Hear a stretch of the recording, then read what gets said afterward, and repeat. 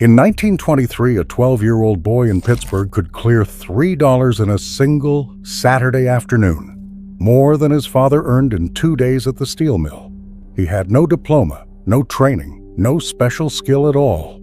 He just knew where to stand, what to shout, and how to hustle. Across America, ordinary men, women, and children scraped together a living from work that required nothing more than willingness and a strong back.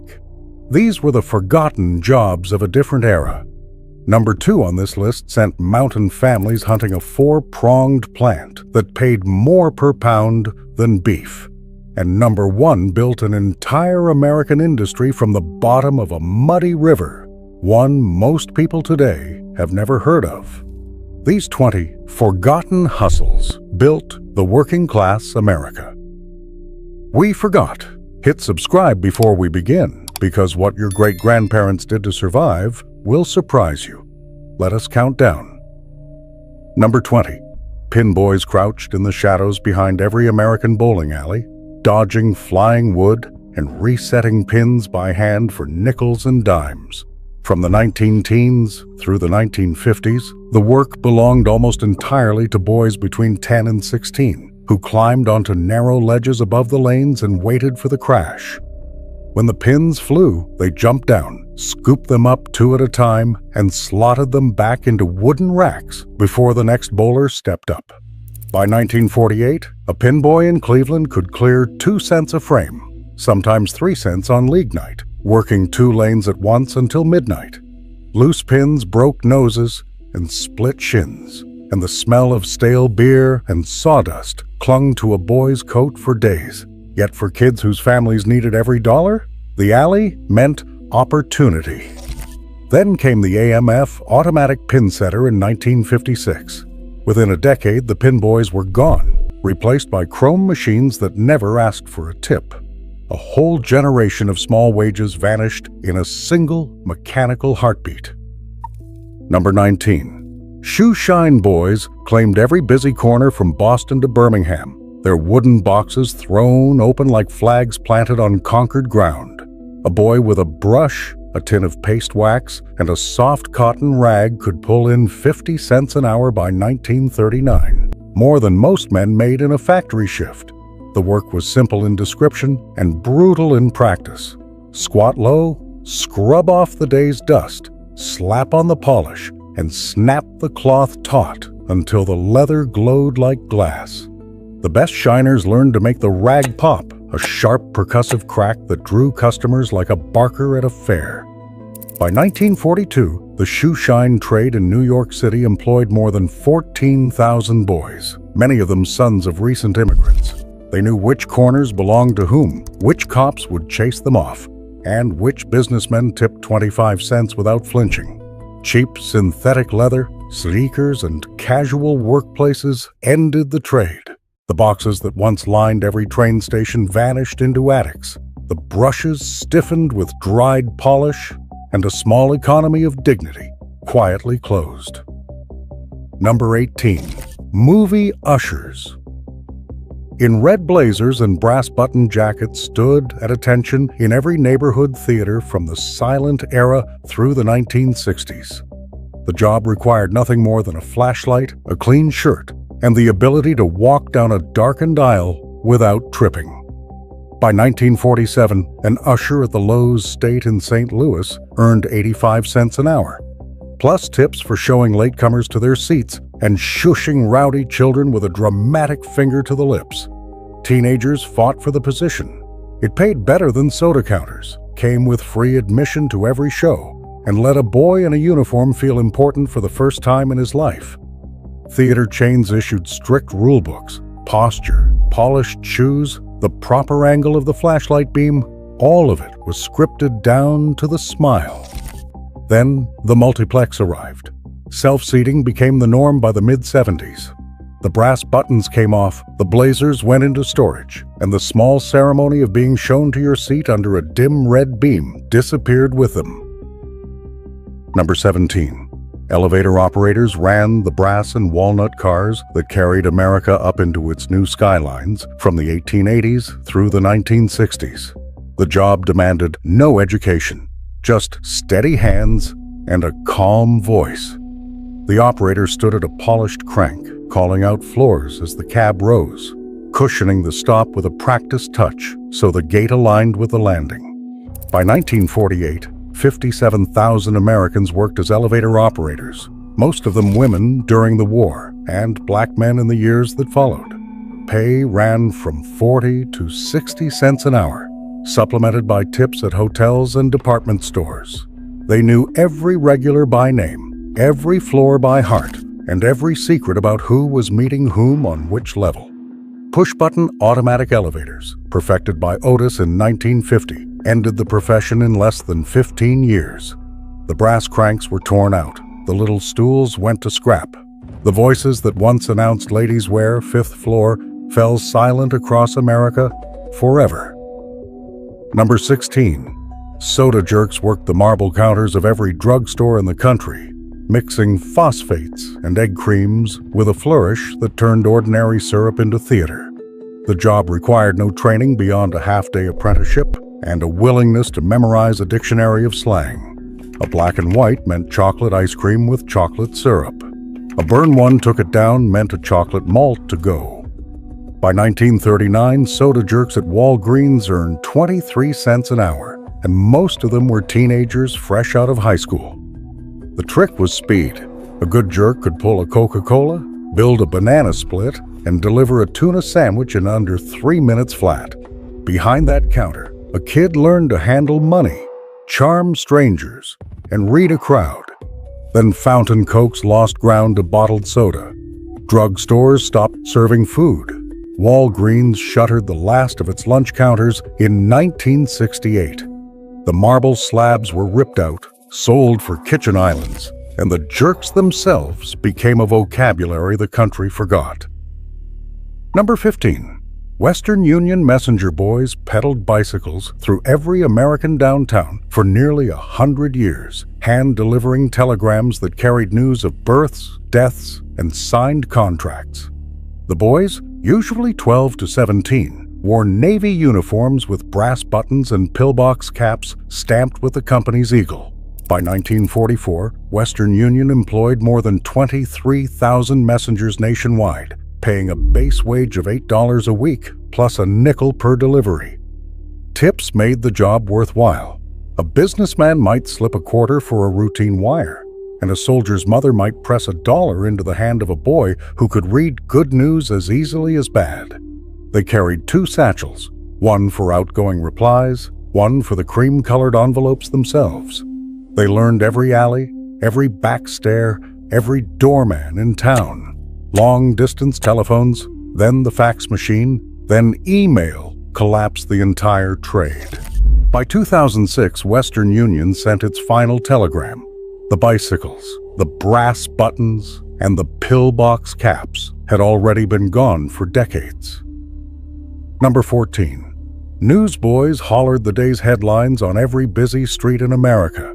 And for a century, the corner belonged to whoever had the loudest voice and the sharpest elbows.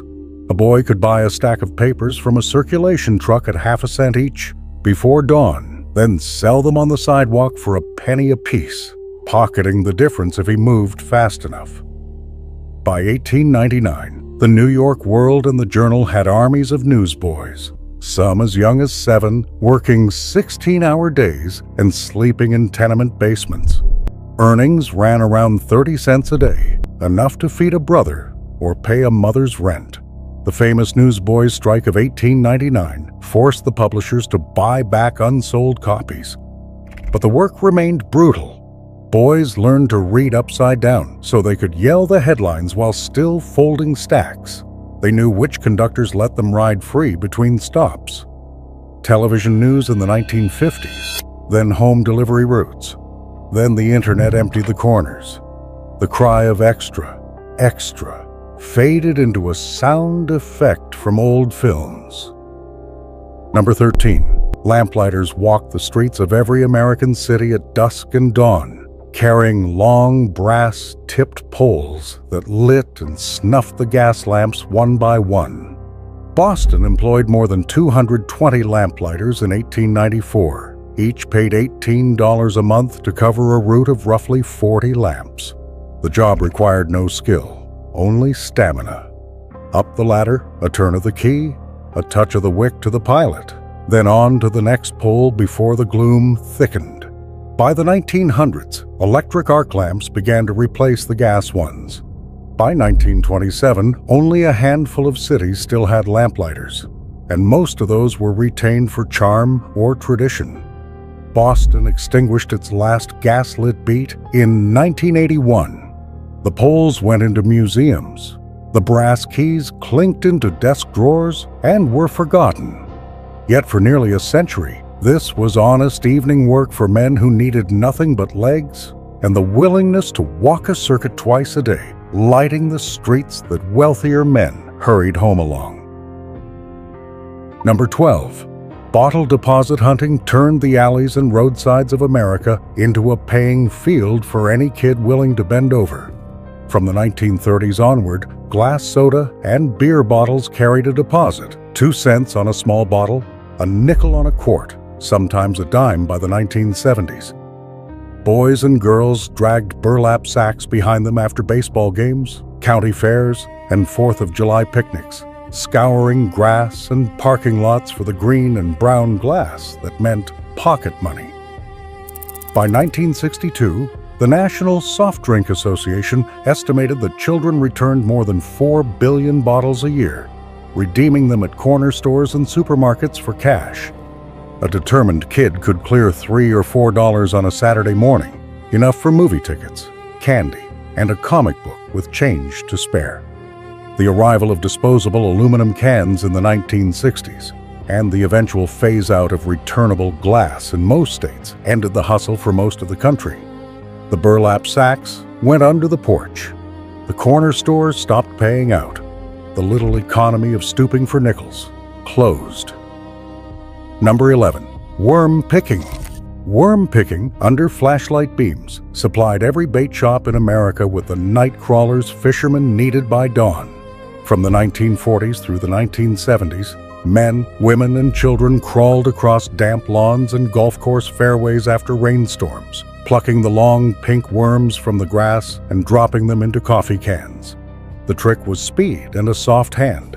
A worm yanked too hard would snap, and a snapped worm was worth nothing. By 1958, the going rate paid by tackle shops was 10 cents per dozen, and a skilled picker working a Michigan golf course at midnight could fill 3 coffee cans, around 600 worms, in 2 hours. They wore knee pads or burlap sacks tied around their legs, and they all knew the same secret: walk softly. Worms feel footsteps and disappear back into their holes in an instant. Commercial worm farms and refrigerated bait packs ended the cottage trade by the 1980s. The flashlight crews vanished from the lawns, but for 40 years a pair of damp knees and a coffee can paid more than minimum wage to anyone willing to work in the dark. Number 10. Caddies carried golf bags up and down the manicured fairways of every American country club, earning more in a single afternoon than most paper boys earned in a week. From the 1920s onward, caddying was almost entirely the province of teenage boys who learned to read greens, club, a yardage, and hold their tongues all in the same summer. By 1953, a caddy at Winged Foot in New York could pull in $7 for an 18-hole round, plus a tip that often doubled the take. Sons of plumbers and bus drivers met the kind of men who ran banks and law firms, and a sharp-eyed kid could parlay good service into a college scholarship through programs like the Avon Scholars Foundation, founded in 1930. The job demanded no formal training, only stamina, etiquette, and the willingness to tell a stockbroker his slice was a closed club face without sounding rude. Then came the gas-powered cart in 1962. Within 20 years, caddy programs had collapsed at all but the most exclusive clubs. The wooden bag stands rotted, and the apprenticeship and adult conversation that caddying provided disappeared along with it. Number 9. Coal scavenging. Along the railroad tracks fed thousands of working-class American families through every winter from the 1880s to the late 1940s. When loaded coal cars rumbled past slum neighborhoods, lumps would jolt loose and tumble down the embankments. Children, sometimes whole families, walked the gravel beds with burlap sacks, picking up the spilled fuel and carrying it home for the stove. In the company towns of West Virginia and the rail yards of Chicago and Pittsburgh, this was not theft. It was understood, sometimes tolerated, sometimes punished, but always happening. By 1933, more than 400,000 American households heated with scavenged coal during the depths of the Depression. A child could fill a flour sack in 2 hours and walk home with 20 pounds of free heat, the equivalent of 50 cents in store-bought fuel. Oil and gas furnaces, then better-sealed coal cars, ended the practice. The embankments emptied of children, the burlap sacks rotted in basements, and one of America's quietest survival hustles slipped out of memory like the smoke from a Saturday stove. Number 8. Rag and bone collectors, called scrapmen or junkmen in most American cities, drove horse-drawn carts and later beat-up trucks through every neighborhood, calling out the same long syllables their grandfathers had used. Any rag, any bone, any iron. They paid pennies for old clothes, soup bones, busted pots, broken bicycles, anything that could be melted, rendered, or resold.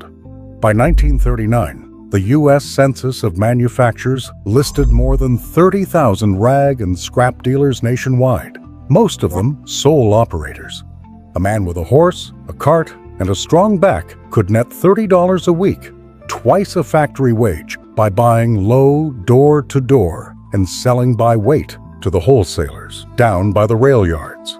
Children learned to recognize his bell, his whistle, his particular shout. Wartime metal drives in 1942 and 1943 organized the trade into a patriotic ritual. Then came municipal trash pickup, scheduled bulk collection, and the disposable culture of the 1960s. The horse carts vanished. The shouts faded from the alleys. The rag and bone man became a phrase in nursery rhymes, and nothing more. Number 7. Ice harvesting on New England ponds turned every cold January into a paying season for thousands of farmers, fishermen, and casual laborers. From the 1820s through the 1920s, men sawed 2-foot-thick blocks out of frozen lakes from Maine to Wisconsin, dragging them up wooden chutes to insulated ice houses where they would last until July. By 1880, the Hudson River alone supplied 2 million tons of harvested ice a year to New York City. Workers earned $1.50 a day, paid in cash, plus all the coffee they could drink to fight the cold. The work demanded only a sharp saw, ice tongs, and a willingness to slip into freezing water at the wrong step. Whole towns shut down their other businesses for the harvest, knowing the season ran 6 weeks at most. Refrigerators, manufactured ice plants, and finally the home freezer killed the trade by the 1930s. The wooden chutes rotted, the ice houses collapsed, and the photographs in town historical societies became the only proof that a frozen pond once paid better than a factory shift. Number 6. Piecework garment sewing turned millions of American kitchens and parlors into miniature factories from the 1880s through the 1960s. A woman with a treadle singer machine could sign on with a contractor, take home a bundle of pre-cut shirt collars, sleeves, or buttonholes, and sew piecework for a fraction of a cent per finished unit. By 1909, more than 500,000 American women worked piecework from home, mostly in the tenements of New York, Chicago, and Philadelphia. A skilled seamstress could finish 300 shirt collars in a 12-hour day, earning roughly $2.80, paid by a runner who walked the bundles back and forth. Children sat alongside, snipping threads and turning collars right side out. The work required no training beyond what a mother had taught her daughters since girlhood. federal labor laws in 1938, then the post-war movement of garment factories abroad ended American piecework almost entirely by 1970. The Singer machines were sold or shoved into closets. The bundles stopped arriving on the back stairs. The hidden labor that clothed America passed quietly into history. Number 5. Avon. Ladies and fuller brush men knocked on every door in suburban America for the better part of the 20th century, peddling cosmetics, mops, hairbrushes, and small dreams of a better organized home. Anyone could sign up. The companies handed over a sample case, a price book, and a territory map, and that was the entire training program. By 1962, Avon employed more than 350,000 independent representatives, most of them women, earning 40% commission on every lipstick, jar of cold cream, or bottle of perfume they sold. Fuller Brush had built itself on the same model since 1906, sending more than 30,000 men in pressed suits up driveways with a free vegetable scrubber and a foot in the door. A determined Avon lady working her own block could clear $60 a week in 1955, all of it in cash, none of it requiring a husband's signature. Then came shopping malls, big box stores, online ordering. The doorbells stopped ringing, the little brown sample cases were retired. A whole tier of independent women's income, built on nothing but conversation and persistence, quietly closed. Number 4. Boarding house keepers ran the unlicensed hotels of working-class America for over a century, renting out spare rooms and cooking communal meals for traveling salesmen, factory workers, and unmarried clerks. By 1900, the U.S. Census recorded that nearly 1 in 5 urban households took in at least one boarder. The keeper, almost always a widow, a wife with an absent husband, or an aunt with a spare bedroom, charged $5 to $12 a week for a bed and 3 meals, depending on the city. The work required no skill beyond what a competent housewife already had. Cook breakfast for 8, pack a lunch pail by 7, simmer a stew for supper, change the sheets on Saturday. A widow in Brooklyn in 1924 with 3 boarders cleared roughly $35 a week net, more than her late husband had earned at the warehouse. Apartment buildings, motels, and the post-war dream of the single-family home dismantled the trade by the 1960s. The boarding house, that institution that had quietly housed and fed half of urban America, faded into a memory of porches and shared bathrooms. Number 3. EGG money was the secret economy that powered farm families across America from the Civil War through the 1950s, and it belonged almost entirely to women. While the man of the house tended the cash crops, his wife tended the chickens. The eggs she sold to the rolling huckster wagon, the country store, or directly to townspeople were her own to spend, no questions asked. By 1939, the average farm flock produced about 120 dozen surplus eggs a year, worth roughly $30, the equivalent of $900 today, in a household where the total cash income might be only $1,200. Wives used egg money to buy school clothes, pay the doctor, send a son to high school, or, in the famous phrase, keep something back for hard times. The hens were tended before dawn, fed table scraps, and protected from foxes and weasels by women who counted every laying body as a small business. Industrial poultry farms in the 1950s, with cage house operations producing eggs at a fraction of the cost, ended the trade. Backyard flocks dwindled. The income that had quietly funded a generation of educations and emergencies disappeared into the accounting books of corporations. Number 2. Ginseng. Digging in the hardwood hollows of Appalachia paid mountain families through every lean season for over 2 centuries. It remains one of the most distinctively American hustles ever practiced. From the 1700s onward, men, women, and children walked the slopes of West Virginia, Kentucky, and North Carolina with a hoe and a burlap sack, hunting the 4-pronged plant called sang. The roots, dried and shipped to Chinese buyers in Hong Kong and San Francisco, fetched extraordinary prices for plants pulled from the dirt by people in patched overalls. By 1908, American wild ginseng exports topped $500,000 a year. By 1979, dried wild ginseng was selling for nearly $200 a pound. A skilled sang digger working a known patch could clear $800 in a season, paid in cash. No questions asked by buyers who set up scales in country stores every September. Habitat loss, over-harvesting, and stricter regulations have shrunk the trade. Yet the practice continues in pockets of Appalachia, the last living thread of a hidden American economy that paid the doctor's bill, the property tax, and the school tuition with the patience of bent backs and quiet feet through 100 autumns of falling leaves. Number 1. Pearl button mussel diving on the Mississippi River and its tributaries built an entire American industry that almost no one remembers today. And it crowned the working class of a dozen river towns from the 1890s through the 1940s. Divers, pulled muddy and dripping from the water in canvas suits, brought up burlap sacks of freshwater mussels by the boatload. The shells, sorted and sold to button factories in Muscatine, Iowa, were stamped into the buttons that fastened nearly every American shirt and dress for half a century. By 1905, Muscatine alone produced more than a third of the world's buttons, and divers up and down the river earned $3 to $5 a day, twice what a farmhand made. Children sometimes wandered the riverbanks afterward, picking through discarded shells for the rare freshwater pearl that turned up in maybe one mussel in 1,000.